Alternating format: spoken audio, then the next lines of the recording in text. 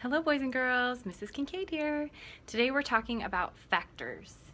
Factors are two numbers which can be multiplied together to form a product evenly, which means without a remainder. So I've broken this down a little bit for you here.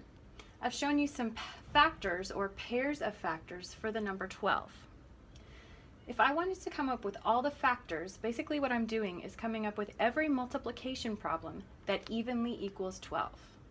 That means pairs of factors for 12 are 1 times 12, 2 times 6, and 3 times 4. And if I write those out in a list, those are 1, 2, 3, 4, 6, and 12. And I've done that for you here. You can ignore the circles for right now. I'll tell you what those mean in just a minute.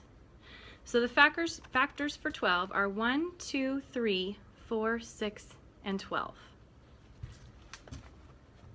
The factors for 18 are 1 times 18, 2 times 9, and 3 times 6. And I've also written those out for you here. So all of the factors for 18 are 1, 2, 3, 6, 9, and 18. Now, the reason that I circled these numbers is because they are common factors for 12 and 18. 12 and 18 have these factors in common. They both have 1 in common, they both have 2 in common, they both have 3 in common, and they both have 6. But you can see 4 and 12 are factors of 12, and they're not factors of 18. Just like 9 and 18 are factors of 18, but they are not factors of 12. You cannot divide or multiply 9 times anything to get 12. You cannot divide 12 evenly by 9. So these are the common factors of 12 and 18. You can see up here that I wrote out a list of those common factors. So I took the numbers that I circled here on this board, 1, 2, 3, and 6, and I wrote them out in a list, 1, 2, 3, and 6. The reason I circled the number 6 is because it's the biggest of those numbers. We call this the greatest common factor. We're going to be doing some work with greatest common factors when we get to fractions. We'll use them often in our fractions, I should say. And so it's important for us to know this factor. We need to be able to find this factor, and so the easiest way to do it is to list out all of the common factors and circle the greatest one. So the greatest common factor, we often abbreviate that to GCF, is 6. Okay, so now we're going to do some practice. I've taken the numbers 8 and 12 and I'm written them on this chart paper here. What I'd like you to do is I would like you to finish. You're going to write the pairs of factors for 8, and I've gotten you started here. 1 times 8 is 8, 2 times something is 8.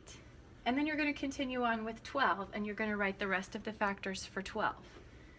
When you're done, you're going to take all of the factors for 8 and write them here, and all of the factors for 12 and write them here. You will then circle the ones that they have in common, so whichever factors are here and here, you're going to circle because those are common factors. And then the greatest number that you have circled, that will be your greatest common factor. So whichever number you have here and here that is the greatest, you're going to write here. That's only going to be one number because the greatest common factor for 8 and 12 is only one number. Okay, so now I'd like you to pause for just a few minutes, complete your chart, fill out all your pairs of factors, find your common factors, and circle your greatest common factor.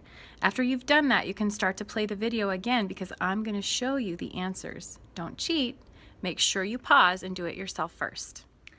When you have finished this whole chart, you should have something that looks like this. 1 times 8 is 8, and 2 times 4 is 8.